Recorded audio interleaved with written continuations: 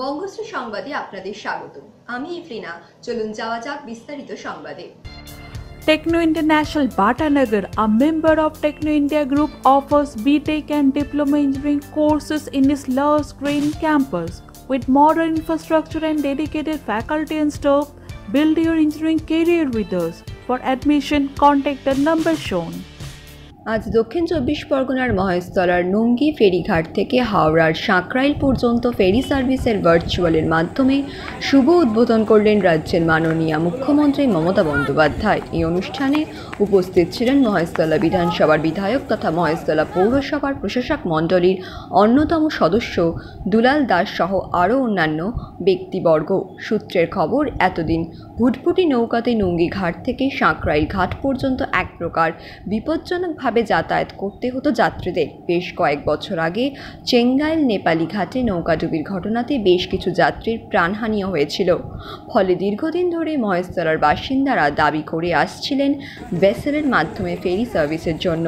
অবশেষে আজ দীর্ঘ প্রতীক্ষার অবসান ঘটল যাত্রীদের।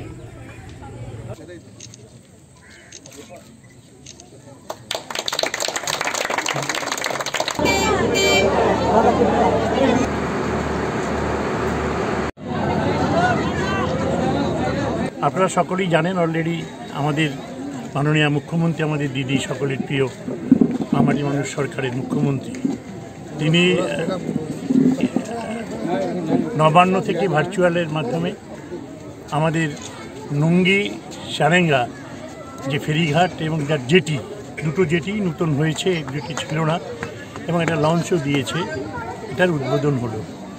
আমি মনে করি মহেশতলা এবং আমাদের এই পাশের সারেঙ্গা এই এলাকার মানুষের প্রভূত সুবিধা হবে। কারণটা হচ্ছে যে এখান থেকে সারেঙ্গা থেকে বা হাওড়ার এই অঞ্চল থেকে যদি মানুষ যাতায়াত করে, সেই যাতায়াত করতে গিয়ে তাকে হাওড়া ঘুরে যেতে হবে, বা নয়তো এই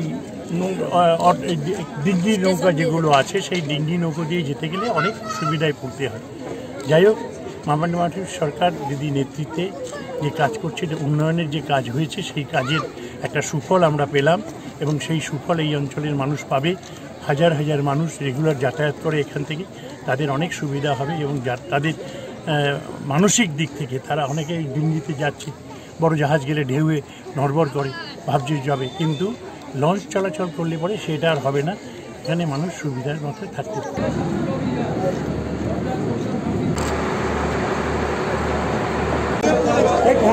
রাত ৮টার সময় আলিপুর প্রেসিডেন্সি জেলের পাশে থাকা সরকারি প্রজেক্ট থেকে হাইড্রোলিক ক্রেন ভেঙে পড়ল প্রেসিডেন্সি জেলের পাশের বস্তিতে। একটি বাড়ি ও মন্দির ভেঙে গেছে। আহত ৮ জন। আহতদের SSKM হসপিটালে নিয়ে যাওয়া হয়েছে। একজন গুরুতর আহত। বিশাল পুলিশ বাহিনী এলাকায়। ঘটনাস্থলে ডিজাস্টার ম্যানেজমেন্ট।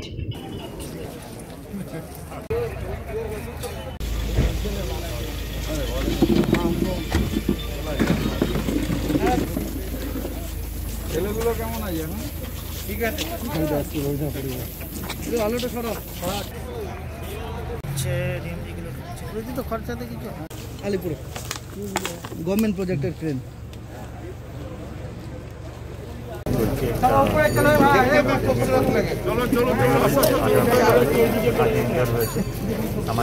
তাদেরকে পড়ানো হয়েছে, চিকিৎসা চলছে এখানে। আর কিছু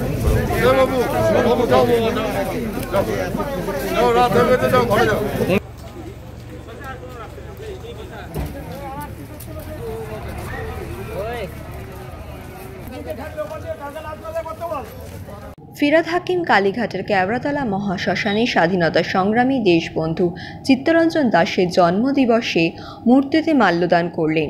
1870 সালে আজকের দিনে কলকাতায় জন্মগ্রহণ করেছিলেন দেশবন্ধু চিত্তরঞ্জন দাস, আর এই দিনটি পালন করলেন ফিরহাদ হাকিম, এবং তার সঙ্গে উপস্থিত ছিলেন মালা রায়। এদিন কলকাতা থেকে বিজেপি তথা অমিত শাহকে এক হাত নিলেন ফিরহাদ হাকিম। তিনি জানিয়েছেন অমিত শাহ কলকাতায় এসে মতুয়াদের হাত থেকে খাবার খাবেন, কিন্তু অন্যদিকে ইউপিতে আদিবাসী সম্প্রদায়ের মেয়েদের প্রতিনিয়ত ধর্ষণের শিকার হতে হচ্ছে এবং পরে তাদের জ্বালিয়ে মেরে ফেলা হচ্ছে। হাতরসের ঘটনাকে উল্লেখ করে তিনি এই কথা জানিয়েছেন। পাশাপাশি তিনি জানিয়েছেন, উত্তরপ্রদেশে যে ঘটনা ঘটেছে তা ঢাকতেই কলকাতায় এসে মতুয়াদের বাড়িতে খাবার খাওয়ার ইচ্ছা প্রকাশ করেছেন অমিত শাহ। আসলে পুরোটাই লোক দেখানো। সেই সঙ্গে তিনি জানিয়েছেন, বিজেপি বিভাজনের রাজনীতি করে, কিন্তু বাংলা ঐক্যের রাজনীতি করে। মতুয়াদের বাড়ি বা সংগঠন, ইউনিভার্সিটি সবকিছুই করে দিয়েছেন রাজ্যের মুখ্যমন্ত্রী মমতা বন্দ্যোপাধ্যায়। অর্থাৎ সে কথা কিন্তু কখনোই একদিনের বিজেপির আসা যাওয়াতে ভুলে যাবে না মতুয়ারা, এই বলে মন্তব্য করেছেন ফিরহাদ হাকিম।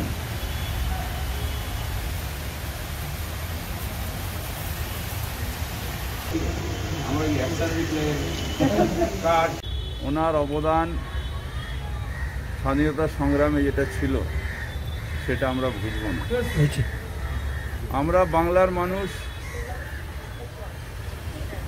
এবং ভারতবর্ষের মানুষ, তাই আজকের দিন অত্যন্ত শ্রদ্ধার সাথে তাকে স্মরণ করছি। দাদা, আজকে অমিত শাহ এসছেন এবং মতুয়াদের আগামীকাল কলকাতায় এসে আদিবাসী মতুয়াদের বাড়িতে খাওয়া দাওয়া করছে। এর আগেও দেখেন, একটা ওনারই রাজ্য ইউপিতে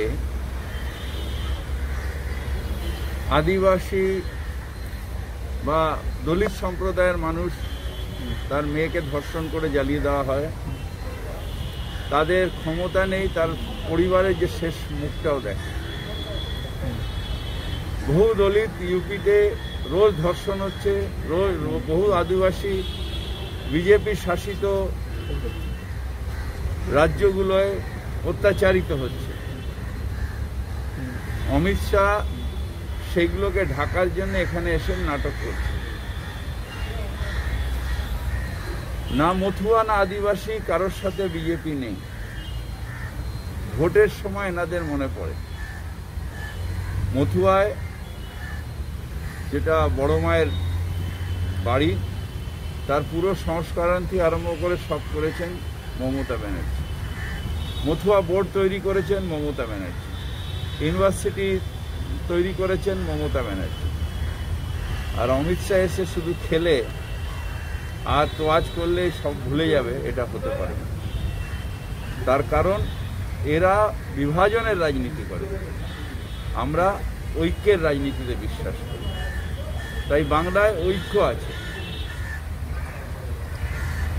মনে আমার রবীন্দ্রনাথ, চেতনায় নজরুল। মনে আমার রবীন্দ্রনাথ, চেতনায় নজরুল হলে যে ঐক্যের বার্তা যায়, সেই বার্তা একমাত্র বাংলার থেকে আগামী দিনে দিল্লিতে যাবে। বাংলা অমিত শাহের কাছে, গুজরাটের কাছে মাথা নিচু করবে না।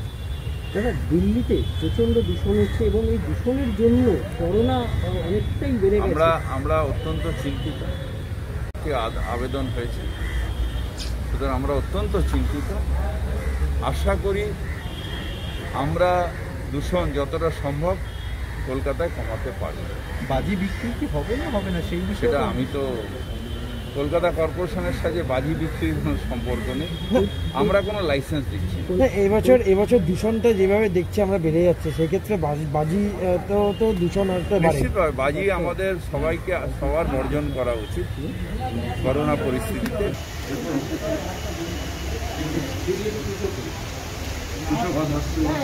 কোভিড পরিস্থিতিতে দুর্গাপূজার মতোই কালী পূজা, জগদ্ধাত্রী পূজা, কার্তিক পুজোয় বিধিনিষেধ জারি করল কলকাতা হাইকোর্ট। এর পাশাপাশি দূষণ রোধে বাজি ফাটানোর ওপর নিষেধাজ্ঞা জারি করল কোর্ট। এতে সমস্যায় পড়েছে বাজি ব্যবসায়ীরা।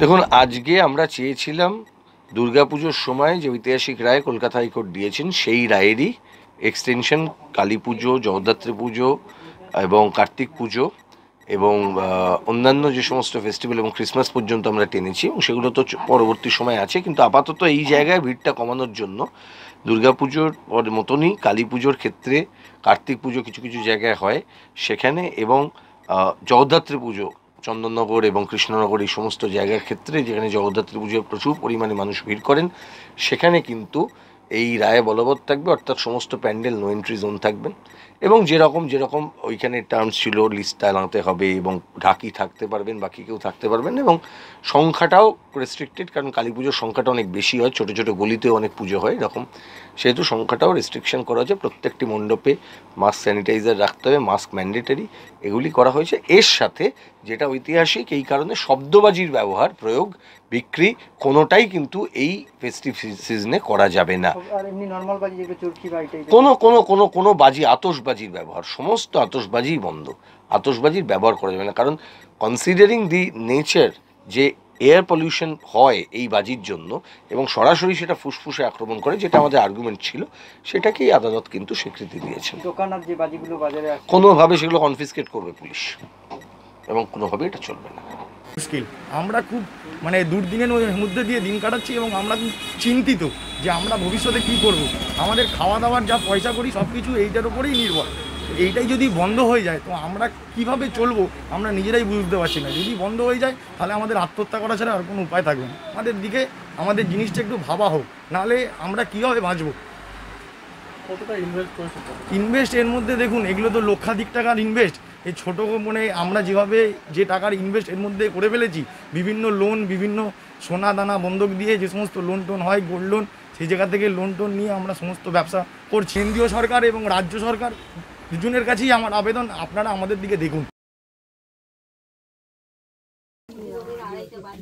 বাঁকুড়া রবীন্দ্র ভবনে দলীয় কর্মকর্তাদের সঙ্গে বৈঠকের পরই চতুর্দিহি গ্রামে গিয়ে বিভীষণ হাঁসদার বাড়িতে মধ্যাহ্নভোজ সারলেন কেন্দ্রীয় স্বরাষ্ট্রমন্ত্রী অমিত শাহ। দুপুরে 3টে নাগাদ বিভীষণ হাঁসদার বাড়িতে আসার পর অমিত শাহকে স্বাগত জানান পরিবারের 6 জন সদস্যরা। প্রথমে কেন্দ্রীয় স্বরাষ্ট্রমন্ত্রীকে উঠোনে থাকা খাটিয়াতে বসতে দেওয়া হয়, তারপর নিয়ে যাওয়া হয় খাওয়ার জায়গায়।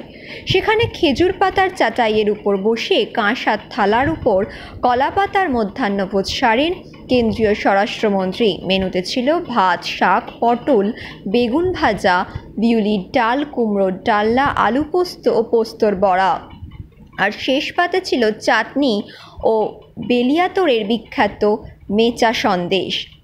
এদিকে বিভীষণ আর অন্যদিকে দিলীপ ঘোষকে পাশে নিয়ে বেশ তৃপ্তি করে মধ্যাহ্নভোজ সারলেন অমিত শাহ। তার সঙ্গে একসঙ্গে বসে খাওয়া সারলেন কৈলাস বিজয়বর্গীয়, রাহুল সিনহা সহ অন্য নেতারাও।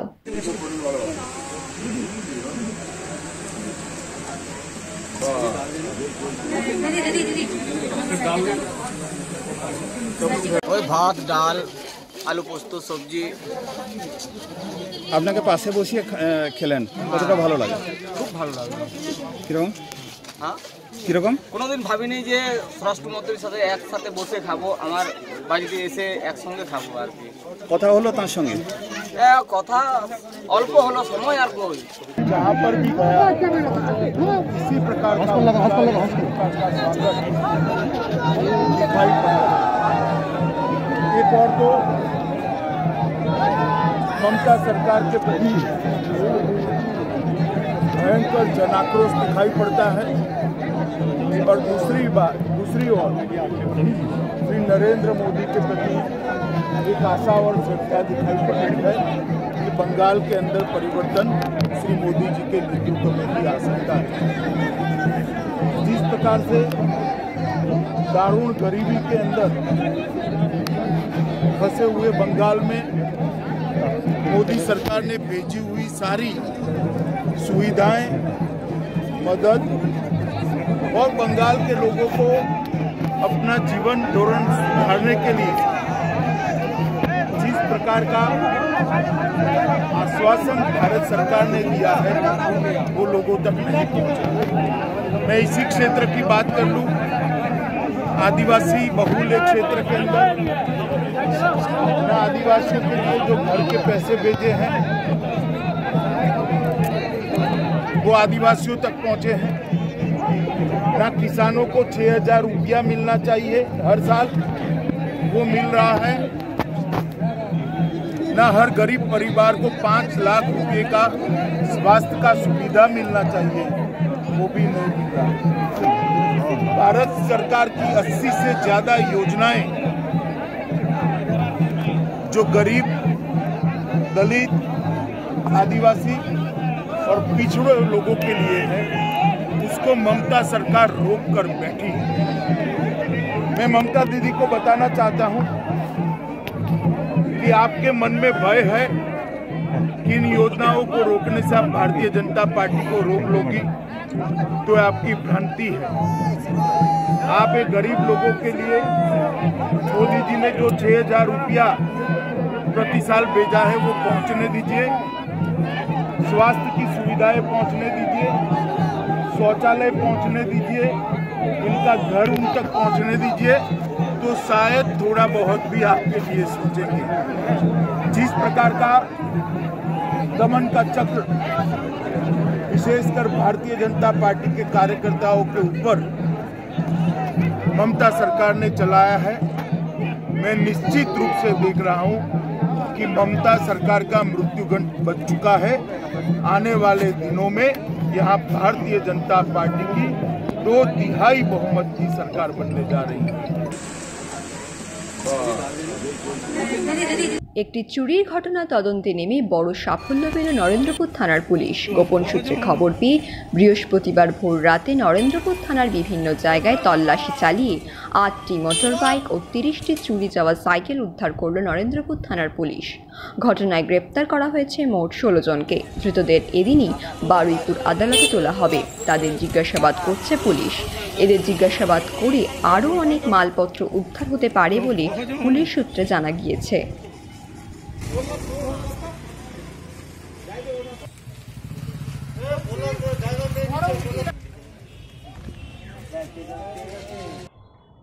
সুন্দরবনের প্রত্যন্ত গ্রামের মানুষদের ডিজিটাল ইন্ডিয়ার পথে এগিয়ে নিয়ে যেতে এবার এগিয়ে এলো চেঞ্জ ইনিশিয়েটিভস নামক একটি সংস্থা। বুধবার কুলতলি ব্লকে ভুবনেশ্বরী গ্রামে চেঞ্জ ইনিশিয়েটিভসের উদ্যোগে সম্পূর্ণ বিনামূল্যে কম্পিউটার ও ইন্টারনেট শেখার একটি সেন্টারের আনুষ্ঠানিক উদ্বোধন হয়ে গেল। ক্যাবজেমিনি ডিজিটাল লিটারেসি সেন্টার নামক ওই প্রশিক্ষণ কেন্দ্রের উদ্বোধন করেন বারুইপুর পুলিশ জেলার অতিরিক্ত পুলিশ সুপার শান্তি সেন। উপস্থিত ছিলেন বারুইপুর মহিলা থানার আইসি কাকলি ঘোষ ও মইপিট কোস্টাল থানার ওসি মোহাম্মদ ফারুক সহ এলাকার বিশিষ্ট মানুষজন। ইন্টারনেটের মাধ্যমে সুন্দরবনের পিছিয়ে পড়া মানুষ যাতে ব্যাংকের সমস্ত রকম কাজ, গ্যাস বুকিং, রেলের টিকিট বুকিং, পেটিএম এবং সাইবার সিকিউরিটির মতো গুরুত্বপূর্ণ কাজ করতে পারেন, মূলত সে ব্যাপারে প্রশিক্ষণ দেওয়া হবে এই প্রশিক্ষণ কেন্দ্র বলে জানিয়েছেন চেঞ্জ ইনিশিয়েটিভসের ডিরেক্টর ঝুম্পা ঘোষ।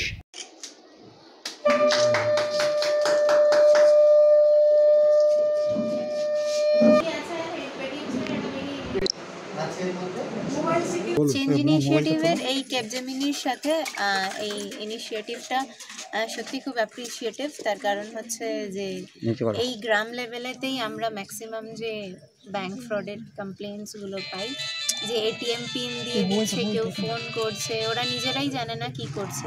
তাই এই লিটারেসিটা সত্যি আজকালকার দিনে অন্তত খুব বেশি প্রয়োজন।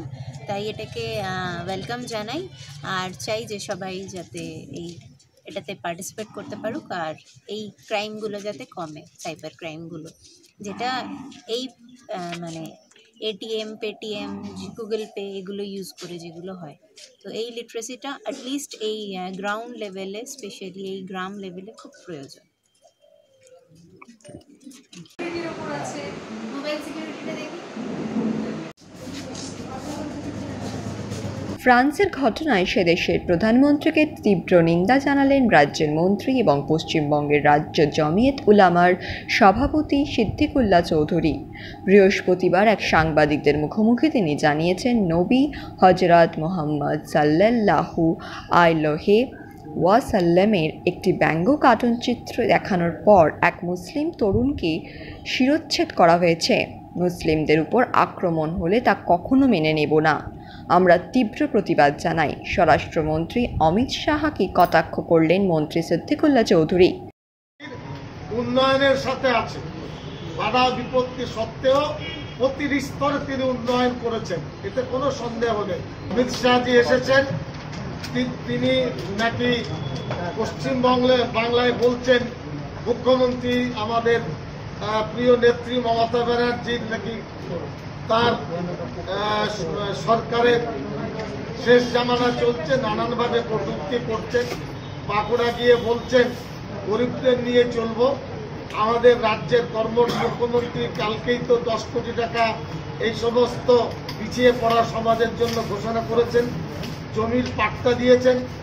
এতদিন তারা কিছু করেননি কেন? আর পার্লামেন্টের নির্বাচনে যেটা হয়েছে সেটা কিছুটা আবেগে, কিছু অন্য ভাবনায়। এবার 21 সালে নির্বাচন হবে পশ্চিমবঙ্গকে রক্ষা করা, বাঙালির সত্তাকে প্রতিষ্ঠিত করা। যাদের গায়ে বাঙালির রক্ত আছে হাজারবার তারা ভাববে যে আমরা তিলকধারী ওদের নেতৃত্ব মেনে বাংলার কৃষ্টি কালচারকে সর্বনাশ করব, জলাঞ্জলি দেব, না বাংলার ভবিষ্যৎকে সুনিশ্চিত করব, এবং এরা সফল হবেন না। হরিদেবপুরে গতকাল গভীর রাতে ডিফেন্সে কর্মরত চিফ ইঞ্জিনিয়ারের বাড়িতে দুষ্কৃতী হামলা, গাড়ি ভাঙচুর ও তার সঙ্গে দুটো সিসিটিভি ক্যামেরা ভেঙে নষ্ট করে দেওয়া হয়। বাইকে করে 3 জন দুষ্কৃতী আসে, পাঁচিল টপকে ঢুকে তারা এই ঘটনা ঘটায়। ঘটনার তদন্তে হরিদেবপুর থানার পুলিশ। রাতেরবেলা হয়তো বসে ড্রিঙ্ক করেছে, সকালবেলা বাড়ি ফিরছে কিন্তু কোথাও হয়তো যাচ্ছে, সেই যাওয়ার রাস্তায় অ্যাক্সিডেন্টটা হয়েছে। যেহেতু হওয়ার পরে এনারা বাকি অন্যজনকে ফোন করেছেন যারা হয়তো ওই সিটিং এ ছিল। গতকালকে তারা এসে রাত্রিবেলায় কাণ্ডটা। এক্স্যাক্টলি। এটা কবে হয়েছিল অ্যাক্সিডেন্ট? আগেরটা হয়েছিল 26 দশমীর দিন, দশমীর সকালবেলা। Institute of Technology, Kolkata, conducting AICT recognized and university affiliated MBA Engineering and Polytechnic program. Padma Shri Dr. K.L. Chopra, ex-director of IIT Kharagpur, and faculties from IIM, IIT, NIT, Calcutta and Jadavpur University are teaching 20 acres campus with hostel and canteen facility, library, book bank facility, language lab, Wi-Fi campus, sports complex, gymnasium and swimming pool. Strong association with 50 companies for best training and placement. For detail, visit BBIT.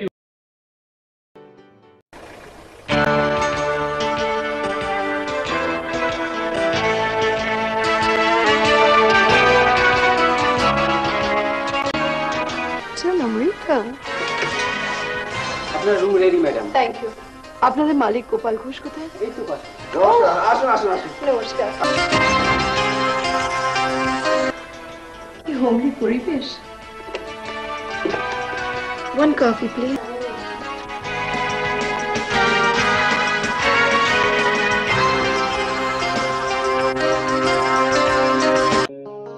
বজবজের প্রাচীন ও ঐতিহ্যশালী বস্ত্র প্রতিষ্ঠান শ্রী মহাবীর বস্ত্রালয় আধুনিক ডিজাইনের পোশাকের পাশাপাশি bedsheet, bed cover, pillow cover, মশারি ছাড়াও মহিলাদের churidar, jeans, frock, top, lehenga, Madhubala, long kurti ও বিয়ের শাড়ির বিপুল সম্ভার নিয়ে সেজে উঠেছে বজবজ ফাঁড়ির ঠিক উল্টো দিকে শ্রী মহাবীর বস্ত্রালয়।